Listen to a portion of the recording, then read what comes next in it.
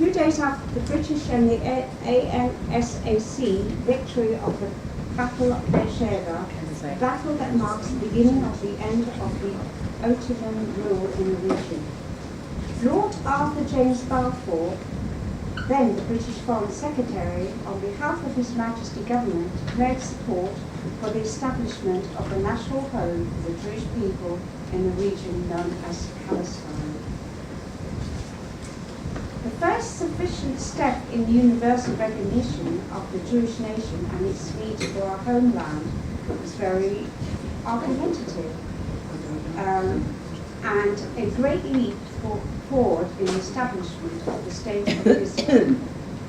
We are currently being broadcast live around the world by the internet.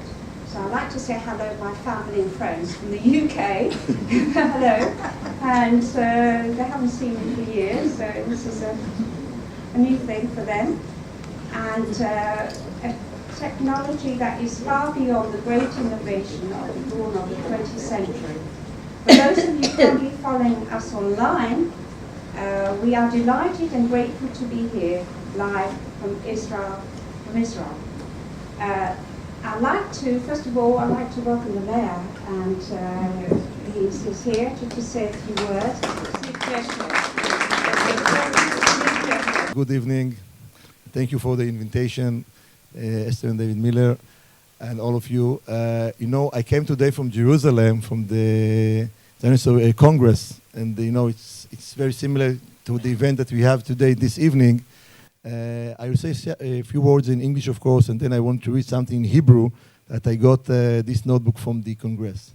So first of all, from my point of view, the Balfour Statement, it's one of the main important documents for the Jewish people. Of course, the Bible, and I cannot compare it to the Bible, of course, but for our people, it's one. This document was the one of the initiator later on that we got the official approval of the independence of Israel is for Israel, and why it's so important if we consider why it's for us to get this statement. Another issue that you stay now in the first Aliyah Museum, and also in the other side of this museum building, we see the old, I don't know the correct word, how you say tzrif in English. Hat. The old one of the first building houses in Zichron Yaacov, more than 100 years. And this historical place also locate, we can location the connection between the Balfour Statement and how we initiate the independence of the Jewish people here in the Palestine, later on in Israel. I would like to read something in Hebrew, of course, and then if someone else would like to translate, it's okay. But that from this notebook that I take with me from the Congress.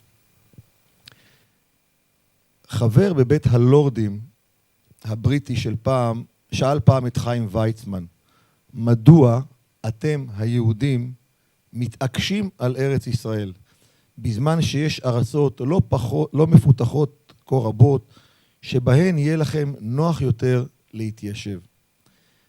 ויצמן השיב לו, הדבר שקול לכך שאשאל אותך, מדוע נסעת 20 מייל כדי לבקר את אמך ביום ראשון, בזמן שכל כך הרבה נשים מבוגרות מתגוררות ברחוב שלך.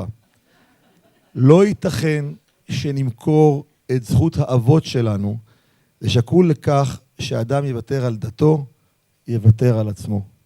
זה מה שאמר חיים ויצמן, וזה כל כך נכון. I would like to thank to Balfour, Lord Balfour, and then to Weizmann for how they can see and imagine what will be long years later after this statement, of course.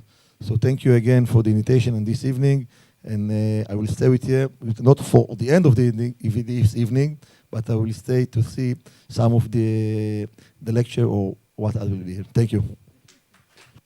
It is my pleasure to introduce Mr. Ephraim Cohen, who is a retired American State Department diplomat who lives here in Zichron Yaacov and is a senior guide to the museum. So he's going to talk a little bit about the museum. Erev Tov, Bruchim Habayim Lekulam. Good evening and welcome to everybody. It's appropriate that we're marking this occasion in the Museum of the First Aliyah here in Zichron. From 1882 until 1904, 30,000 mostly European immigrants came to what was then Palestine. Of those 30,000, approximately 5,000 established the first agricultural settlements in the Holy Land in nearly 1,800 years. They were doctors and lawyers and shopkeepers and tradespeople and peddlers, people with no agricultural skills, but unbounded dedication to building a land for the Jewish people, literally from the ground up. They suffered immense hardship. For example, in Hadera, during the first year after Hadera was founded, more than 50% of its people died from malaria, the result of the swamps that covered nearly 40% of the town's land. Just a quarter mile from here, in the cemetery of Zichron Yaacov, there is a section that is dedicated to unnamed graves of children. These children were brought to Zichron by their parents to be treated at the hospital by the famous doctor Hillel Yaffa. Those children who survived went home. Those who did not stayed here. And through it all, the settlers persevered. For example, when someone offered to the settlers of Zichron Yaacov that he would pay if anybody wanted to return to their original home in Romania, the settlers responded as one, "This is our home, and we will remain here even if we have to gnaw stones." We will remain even if we have to gnaw stones. The people who came during the first Aliyah represent one of the two foundations of Zionism. The other foundation is represented by Theodor Herzl and his followers. They pursued political approval of the Jewish state, and they focused on the halls of power in Europe and the United States and the Ottoman Empire. You'll recall that Herzl came to Palestine only once, and even then just for a short time, in 1898. The purpose of his trip was to seek the support of the German Kaiser Wilhelm II. And when I asked my son, who was then very young, if he knew why Herzl had been here for only 10 days, he responded, he must have been on a birthright program. Herzl famously exclaimed, "Im tirtzu ein zo agada." If you will it, it is not a dream. Herzl was saying that we Jews are capable of achieving great things, but only if we truly believe and only if we dare to take concrete action. That's exactly what the settlers of the first Aliyah did. They created facts on the ground. They didn't wait for permission from London or from Washington to build a new life for themselves and the Jewish people. These two elements of Zionism, the political and the practical, formed a movement that could not be denied. They complemented each other perfectly, and who knows whether either form of Zionism would have accomplished what they set out to do without the other. Whether the Balfour Declaration changed the world is open for discussion. But what is beyond debate is that it changed the Jewish people. Listen to what Carolyn Glick wrote just a few days ago. The Balfour Declaration ignited the imaginations and passions of Jews throughout the world. For the first time since the fall of Beitar, Jews dared to believe that the reconstitution of Israel could happen in their lifetimes. The pioneers of the first Aliyah already believed that. They rolled up their sleeves and they got their hands dirty, literally. The Balfour Declaration recognized what was already happening on the ground. Let me describe one of my proudest moments. You already know that I'm a retired American diplomat. And my last assignment overseas was here as cultural attaché at the American Embassy in Tel Aviv. As my assignment came to an end, I told one of the local Israeli employees that I had decided to retire and make Aliyah and become an Israeli. He smiled, and he quoted to me a single line from a poem written by Naftali Herz Imber and adopted by the Zionist Congress in 1897 as their anthem. He said, "Od lo avda tikvatenu," our hope is not yet lost. Of course, I don't have to repeat to you, or he didn't have to repeat to me, the following lines because we all know them, but it's worth thinking about them. Hatikva bat shnot alpayim, the hope is 2,000 years old, long before the first Aliyah and the Balfour Declaration and San Remo and the British Mandate. Liot am chavshi be'artzenu, not to be a free people in our land. We no longer have to be guests in somebody else's country.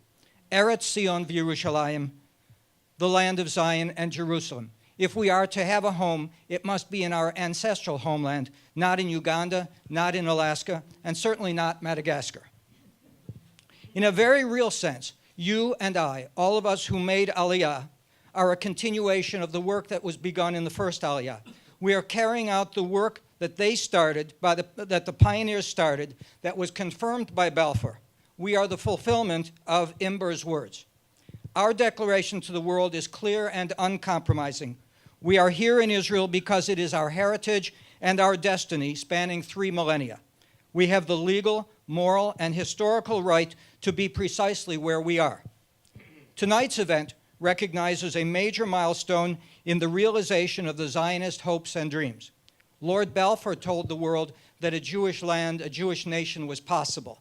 35 years before Lord Balfour, the Jews of the first Aliyah were working to make it inevitable.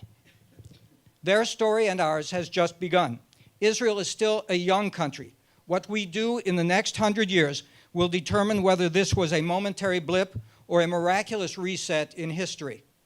Let us commit ourselves to making sure that the Balfour Declaration is celebrated again on November 2nd, 2117, and with God's help, for many centuries to come, unless the Mashiach comes before then.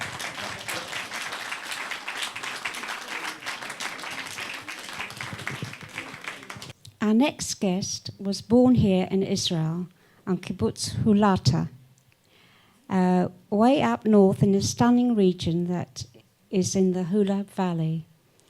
To mention her great many accomplishments would still, however, understate her memorizing talent as an international acclaimed soloist, soprano.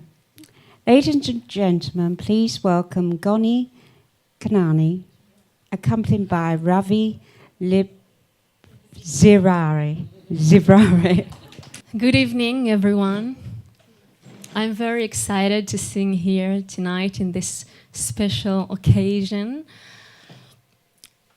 My great-grandfather was a prisoner of Zion, and he was arrested for his desire to speak and write in Hebrew. My great-grandparents from the other side were sent to Auschwitz, and they didn't see the state of Israel being built. And now I find myself singing here in Zichron, in the state of Israel, the national home of the Jewish people, sing in front of my family and Jews from all over the world. And I couldn't be more proud and happy to do so. Thank you. You'll be surprised that the next song, a song that's sung by Jews everywhere, was designed by Idelson to express the excitement of the people after the Balfour Declaration. And the song is Hava Nagila, Hava Nagila, Hava Nagila venismecha, Hava Nagila, Hava Nagila, Hava Nagila venismecha, Hava neranena, Hava neranena, Hava venismecha, Hava neranena, Hava neranena, Hava venismecha. Uachim belev samech, uachim belev samech, uachim belev samech, uachim belev samech, uachim belev samech. Hava nagila, hava nagila, hava nagila venismecha, hava nagila, hava nagila, hava nagila venismecha, hava neranena, hava neranena, hava venismecha, hava neranena, hava neranena, hava שמחה. רוחים בלב שמח, רוחים בלב שמח, רוחים בלב שמח, רוחים בלב שמח, רוחים בלב שמח. הבה נגילה, הבה נגילה, הבה נגילה ונשמחה. הבה נגילה, הבה נגילה, הבה נגילה ונשמחה. הבה נרננה, הבה נרננה, הבה הבה ונשמחה. הבה נרננה, הבה נרננה, הבה הבה ונשמחה. רוחים בלב שמח, רוחים בלב שמח, רוחים בלב שמח, רוחים בלב שמח, רוחים בלב שמח. נגילה ונשמחה.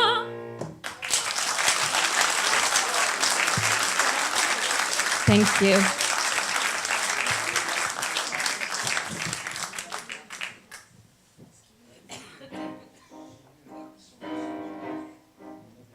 פה בארץ חמדת אבות תתגשמנה כל התקוות. פה נחיה ופה ניצור חיי זוהר חיי דרור. פה תהא השכינה שורה, פה תפרח גם שפת התורה. ניר ניר ניר ניר, שיר שיר שיר שיר, גילו גיל גיל גיל, כבר הנצו ניצנים. ניר ניר ניר ניר, שיר שיר שיר שיר, גילו גיל גיל גיל, עוד יבואו זרעונים. שורו הביטו מה גדול היום הזה, היום הזה. אש יוקדת בחזה והמחרשה שוב פולחת בשדה. אש יוקדת בחזה והמחרשה שוב פולחת בשדה. את מקוש טוריה וקלשון התלכדו בשערה בשערה, ונדליקה שוב שוב את האדמה בשלהבת ירוקה. ונדליקה שוב שוב את האדמה בשלהבת ירוקה. היום אחות היא מלחמתנו, לכן רחוק אני מכאן. תחוגי נא את פגישתנו במטבחנו הקטן. על מקומי שבחרתיהו תשימי יין מלוא כוסית.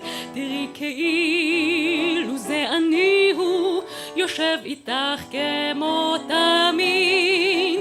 האמין יום יבוא טוב יהיה מבטיח לך, לחבק אותך אבוא והכל אשיח לך.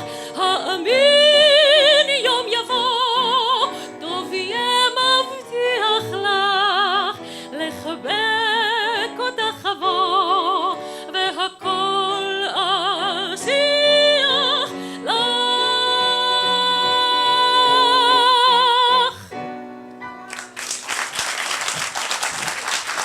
Thank you very much.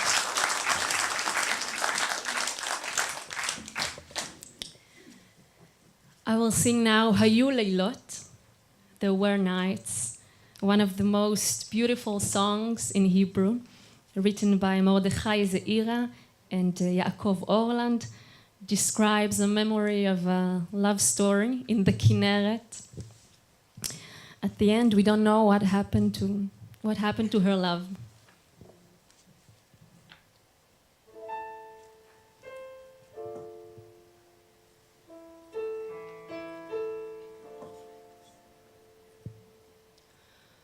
היו לילות, אני אותם זוכרת, אני אותם עד סוף ימי אשא. במשעולים בין דגניה לכנרת עמדה עגלת חיי העמוסה, והוא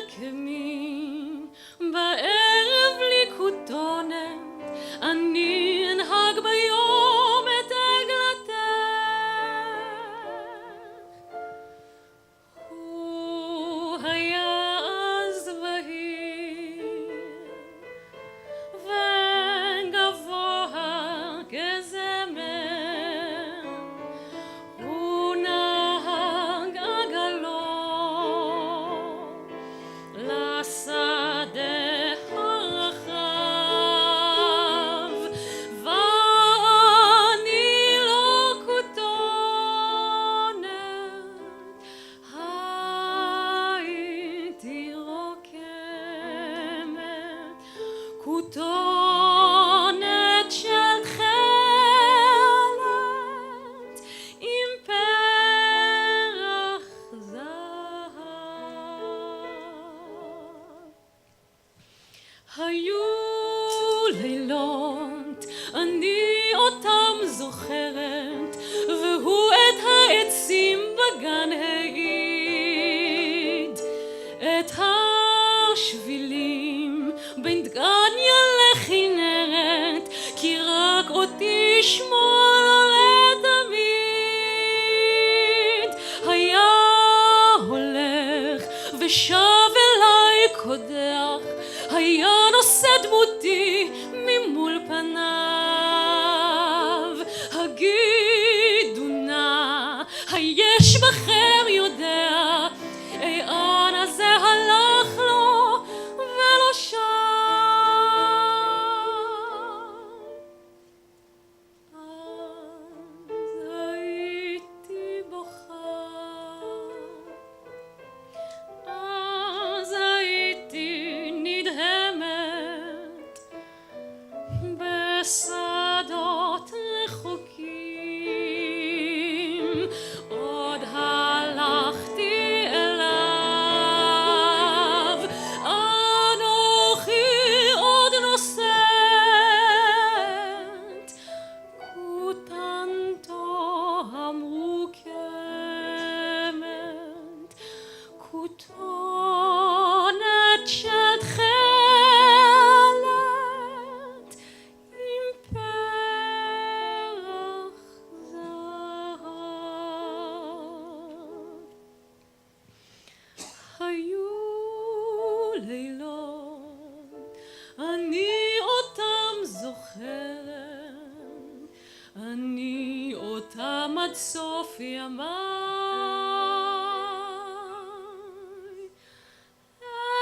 אשא.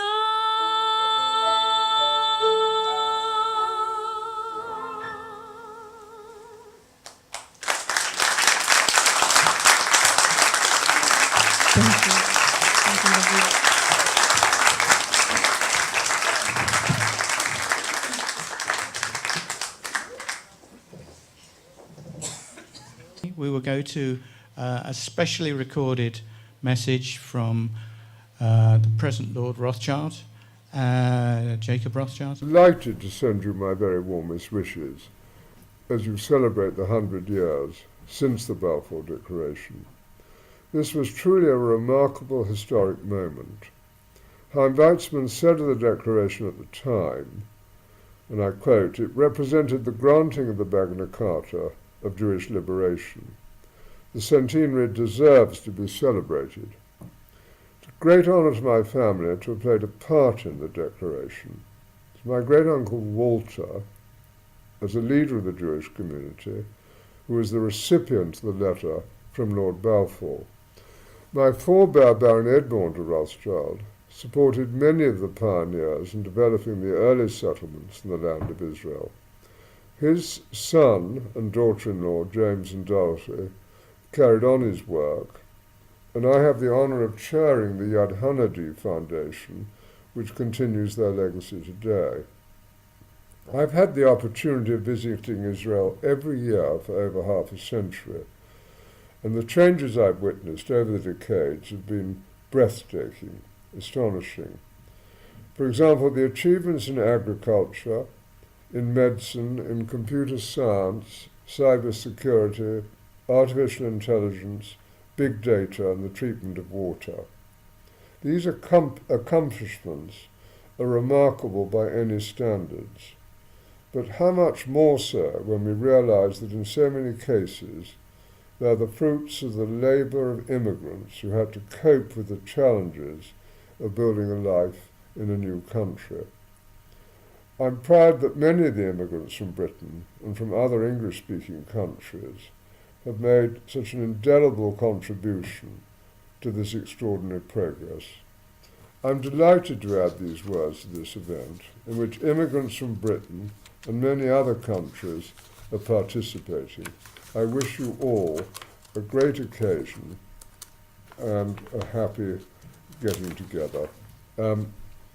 Your continued success is really important, and thank you for your support in turning the dream of the Balfour Declaration into an inspiring reality. My goodness. Thumbs We get up. people behind.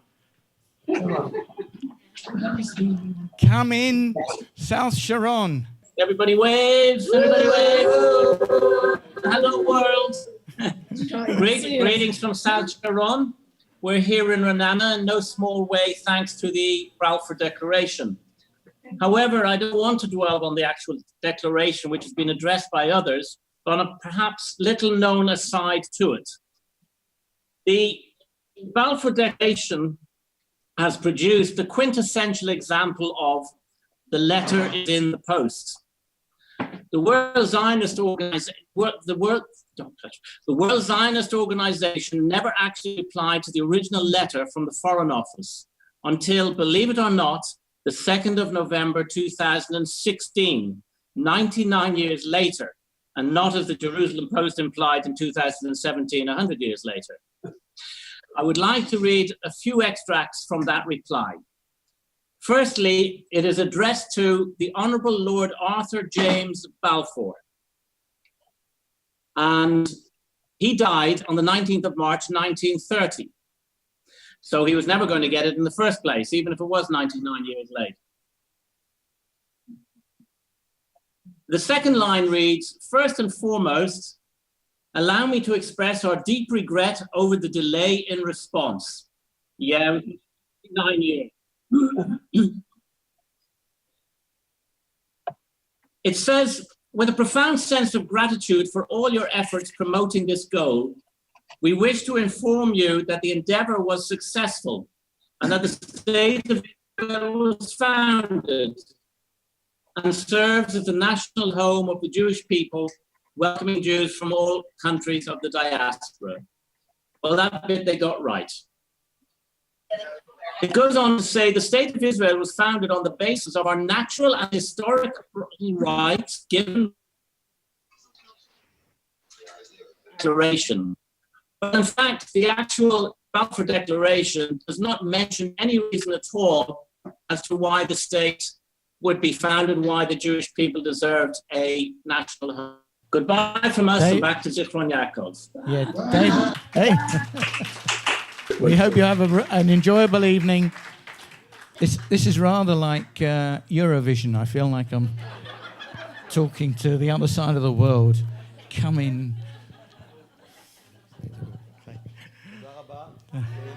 Bye.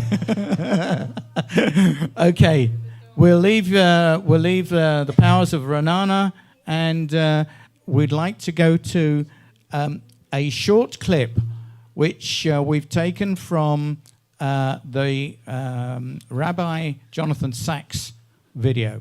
Now, Jonathan Sachs is actually always does a lot of videos, and this particular one we discussed. We sent him ideas, and luckily enough, he came on board. But he's done it to everybody. So we're not going to show the whole thing. It's over 10 minutes long. But we've chosen a little bit out of it towards the end, which I think summarizes a lot of our thoughts and our feelings for the evening.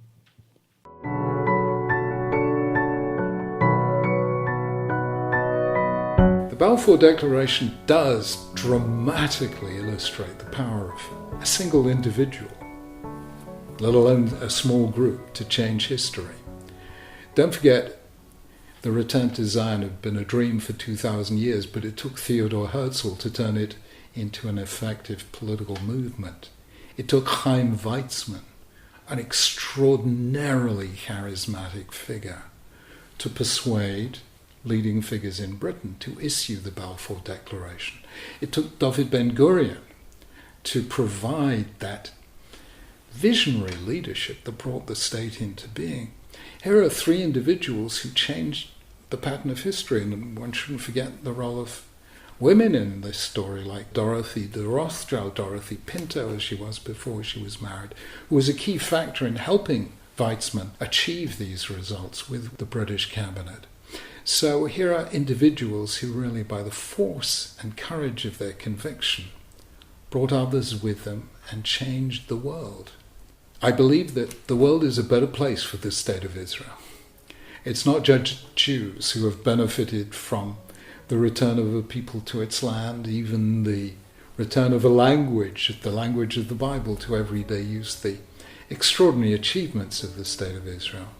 And one element of that was the Balfour Declaration. So, in looking back at this seminal moment in history, we have to say thank you to the vision of the British government then, and we hope the world will come to see how Israel is a symbol of hope for any small and much persecuted people when given the chance to create a new chapter in the story of humankind, which is what Israel is in today's world. I can speak on behalf of my other half that we both know him quite well in past experience in London. So he's a great person to approach and speak to, and he gives a good message, I hope. Hello, Joe. Hey. I'm bringing greetings from the Rehovot branch of HOB, and we have here a very large crowd, thousands of people from all over the world. Rehovot and Beit Shemesh. Is anybody else from anywhere? No, I'm not. Oh, and Netanya. What about Petah Tikva? Anybody from Heckbelt? Petah Tikva. And okay, okay. So yes, and so we're joining in a nationwide commemoration of the Balfour Declaration in 2017. What I wrote here is the declaration gave a major boost to the Zionist dream, but as we all know, it was another 30 years before the dream became a reality. After this broadcast, we in Rehovot are going to see a short documentary showing how the British mandate largely ignored the spirit of the declaration. And in fact, Britain abstained in the United Nations partition vote in 1947. If we're celebrating anything today, it's that we're here in the State of Israel, despite the best efforts of successive British governments, amongst others. Congratulations to David Miller, National Executive, who's the National Chairman of HOB and the National Executive, for initiating this event, and particularly to Esther Miller and the Five Towns branch for organizing the central event of the First Aliyah Museum in Zichron Yaacov. So far, yeah. Keep going. So, why am I hearing what I've said 2 minutes ago? Anyway, you don't want to listen to yourself, Ian? So far, what we've managed to see and hear, we've enjoyed immensely, and I hope that the broadcast carries on in that vein. Goodbye. Thank you very much, Rehovot. Oh, lovely. Okay, Daniel, can we please have now the real Ambassador David Quarry's message? Hello, my name is David Quarry. I'm the British Ambassador to Israel. On the 2nd of November this year, I'll be in London for events to mark the centenary of the Balfour Declaration and also for Prime Minister Netanyahu's visit. Theresa May has described the Balfour Declaration as one of the most important letters in history. She's also said that we'll be marking its centenary with pride and that we're proud of the role that Britain played in the creation of the State of Israel. As well as that, we're also proud of the contemporary relationship that we have with Israel, which I think is stronger than it's ever been before, whether in trade, investment, science, technology, or security cooperation. So whatever you're doing on the 2nd of November, I hope you enjoy the commemorations, as I'm sure we will be doing in London. Thank you. We've got Netanya. Ladies and gentlemen, welcome to our celebration of the 100th anniversary of the Balfour Declaration. Firstly, a short background of the situation leading to the Declaration. This land was conquered many times by many different peoples, but in 1486 the land was then in the hands of the Mamelukes. In 1516 hostilities broke out between the Mamelukes and the Ottoman Turks, and the Ottomans captured Palestine. In 1832 the region was conquered once again by Egypt, but in 1840 Britain intervened and returned control of the Levant to the Ottomans. The turbulent period of Egyptian rule experienced two major revolts. In 1834 the Arab peasants' revolt, and then in 1838 the Druze revolt. There were also significant demographic changes in the coastal areas, populated at the time by the Arab peasants and former Egyptian soldiers. However, during the First World War, General Allenby drove out the Turks. Then the British administration took over and operated in Palestine until 1948. I would just like to add that according to biblical tradition, the United Kingdom of Israel was established in the year 1020 BCE, and that the Second Temple was built in 538 BCE, and we've been here ever since. So when a member of the House of Lords once asked Chaim Weizmann, "Why do you Jews insist on Palestine when there are so many undeveloped countries you could settle in more conveniently?" Weizmann responded, "That is like my asking you why you drove 20 miles to visit your mother last Sunday when there are so many other old ladies living on your own street." Seriously though, we're here today because on November the 2nd, 1917, the Jewish people got public validation of our ancient hope and another step towards building a state of our own when British Foreign Secretary Arthur James Balfour wrote a letter on behalf of the British government to Lord Rothschild, leader of the British Jewish community, for transmission to the Zionist Federation of Great Britain and Ireland. Foreign Office, November the 2nd, 1917. Dear Lord Rothschild, I have much pleasure in conveying to you on behalf of His Majesty's Government the following declaration of sympathy with the Jewish Zionist aspirations, which has been submitted to and approved by the Cabinet. His Majesty's Government view with favour the establishment in Palestine of a national home for the Jewish people, and will use their best endeavours to facilitate the achievement of this object, it being clearly understood that nothing shall be done which may prejudice the civil and religious rights of existing non-Jewish communities in Palestine, or the rights and political status enjoyed by Jews in any other country. I shall be grateful if you will bring this declaration to the acknowledgement of the Zionist Federation. Yours, Arthur James Balfour. This was the first recognition by a world power of both the potential rebirth of the national home for the Jewish people and their historical link to the land of Israel. The Jewish Chronicle said at the time, "With one step, the Jewish cause has made a great bound forward, a new epoch for our race. Amidst all that was so dark and dismal and tragic throughout the world, there has thus arisen for the Jews a great light. It is the perceptible lifting of the cloud of centuries, the palpable sign that the Jew, condemned for 2,000 years to unparalleled wrong, is at last coming to its right." We are met on the 100th anniversary of the most momentous occasion in the history of Judaism for the last 1800 years. For the first time since the dispersion, the Jewish people have received their proper status by the declaration of one of the great powers.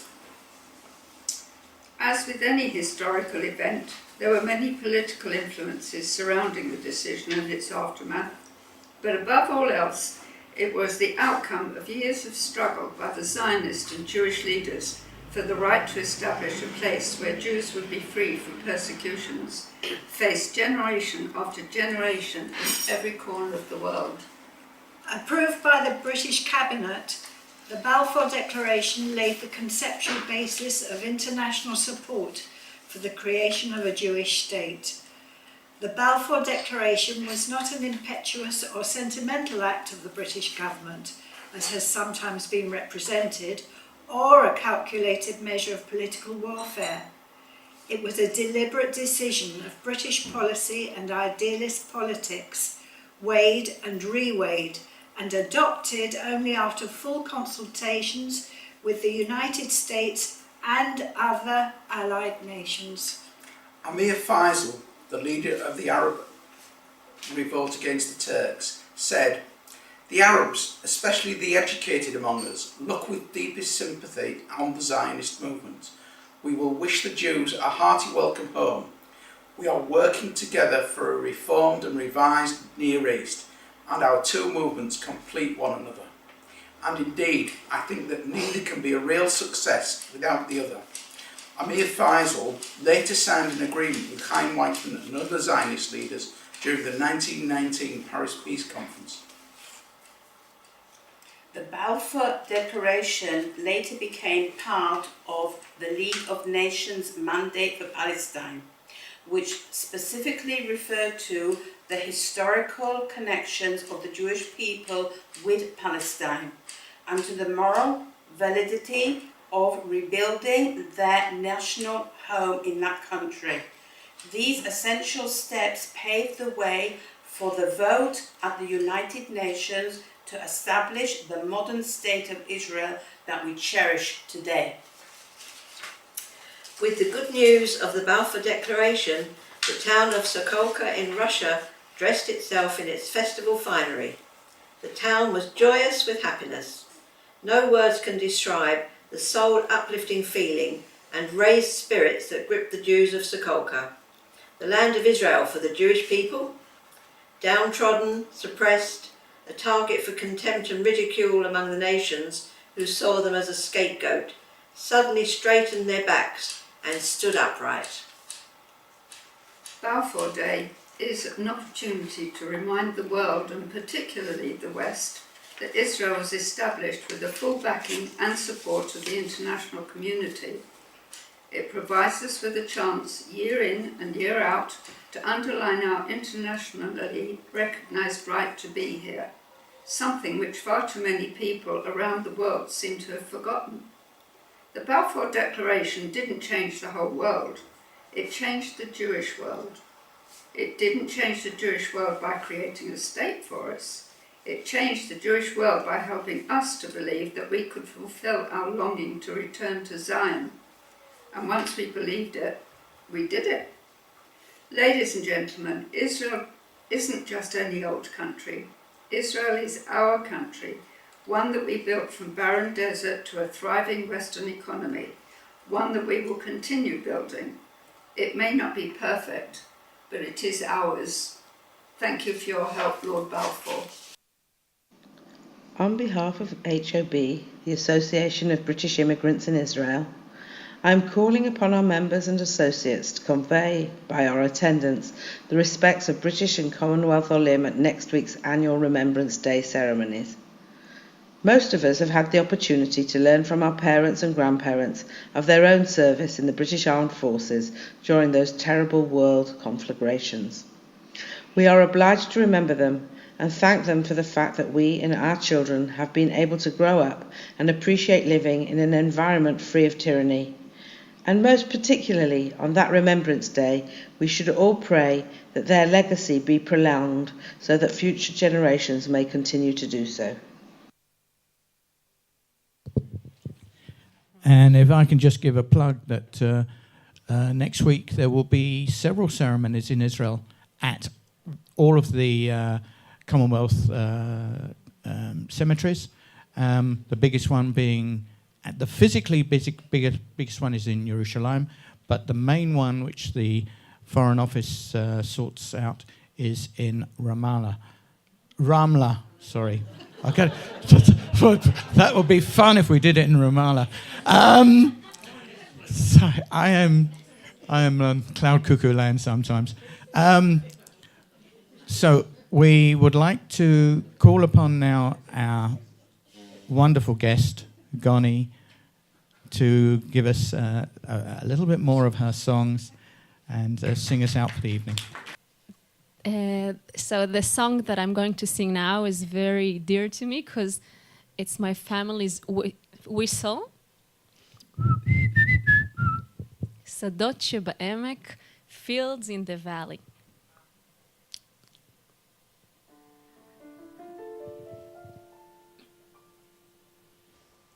שדות שבעמק, קדמוני הלילה, בריח הזבל ניחוח הציר. הלילה לעמק, אני אזמר, כי אושר בני וחסן השיר. רצה גורלי כי אשוב אליך מעצב המוות, מארץ השכול, מכל חסדים לי ושרתי ביגע, לגמור מימיך פתחה לאכול. אוספני אליך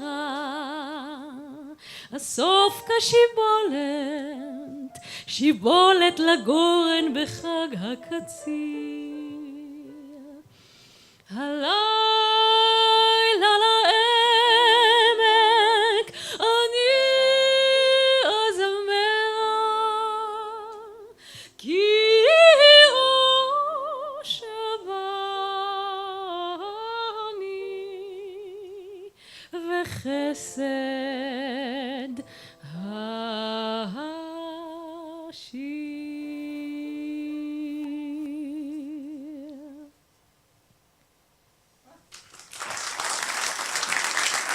Thank you.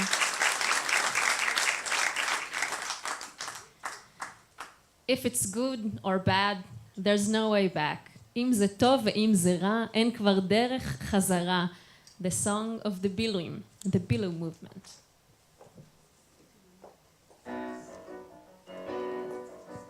כשעלו הבילויים לאי תקוות, ויתד תקעו בארץ האבות, בקדחת הם חלו פה, מחמסינים הם סבלו פה, אבל משהו לחש בלבבות. אם זה טוב ואם זה רע, אין כבר דרך חזרה, אין כבר דרך חזרה. אם זה טוב ואם זה רע, אין כבר דרך חזרה, אין כבר דרך חזרה. הסוסים רכבו עם חרב ומקל, לגרש כל מתנקש ומתנכל. ברחובות בגדרה, פתח תקווה או חדרה, הם גרו לפלסטינה, ישראל. אם זה טוב ואם זה רע, אין כבר דרך חזרה, אין כבר דרך חזרה. אם זה טוב ואם זה רע, אין כבר דרך חזרה, אין כבר דרך חזרה. כשהוקמה המדינה באש קרבות, עוד הבריטים לא נטשו את התקוות. הם ביקשו נחזור לרגע, נחסל פה את הנגע, אך אנחנו רק קראנו בלי טובות. אם זה טוב ואם זה רע, אין כבר דרך חזרה, אין כבר דרך חזרה. אם זה טוב ואם זה רע, אין כבר דרך חזרה, אין כבר דרך חזרה.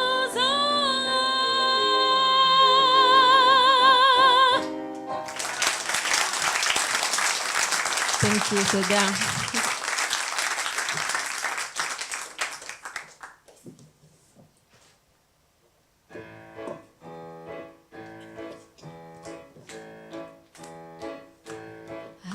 הללויה לעולם, הללויה ישירו כולם.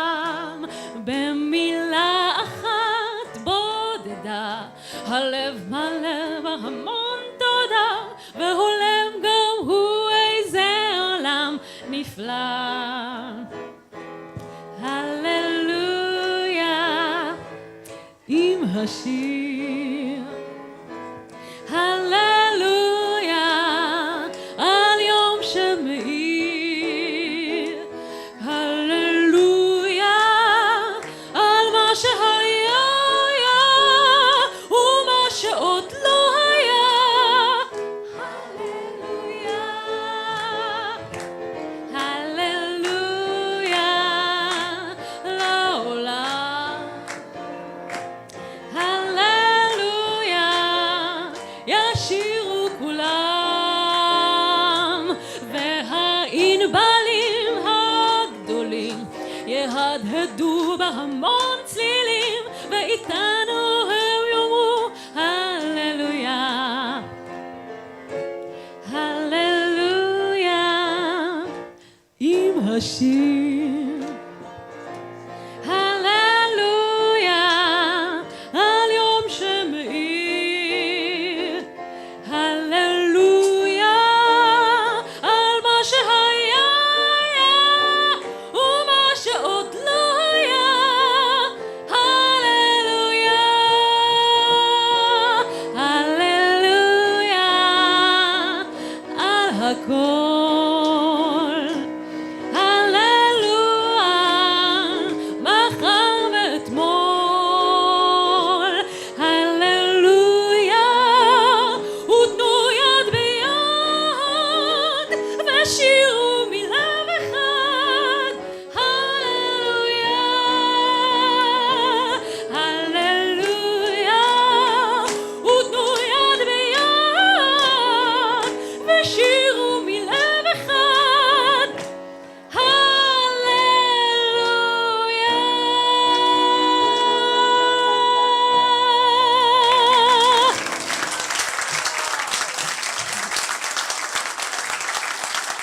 Thank you very much. Thank you, Raviv.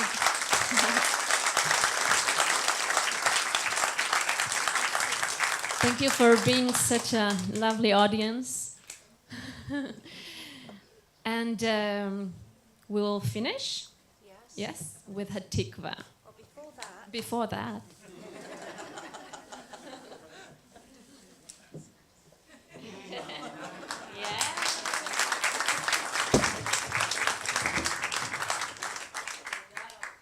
I'd like to thank everyone for coming. Thank you, and thank everyone who has participated. Thank you very much. Thank you.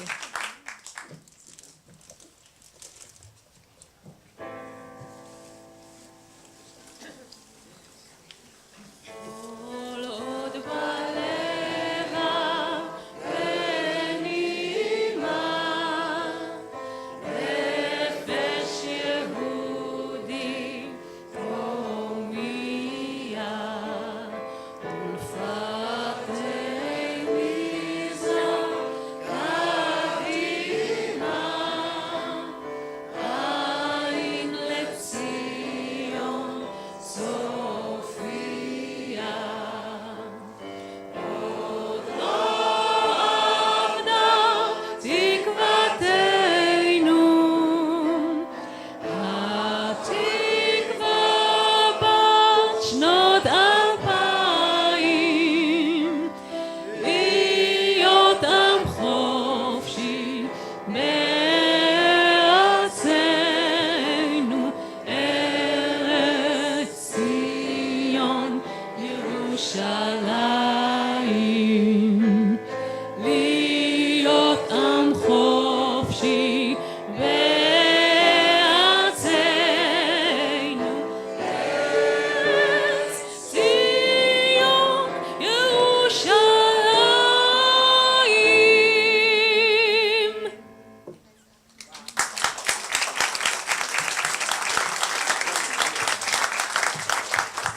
Thank you and good night.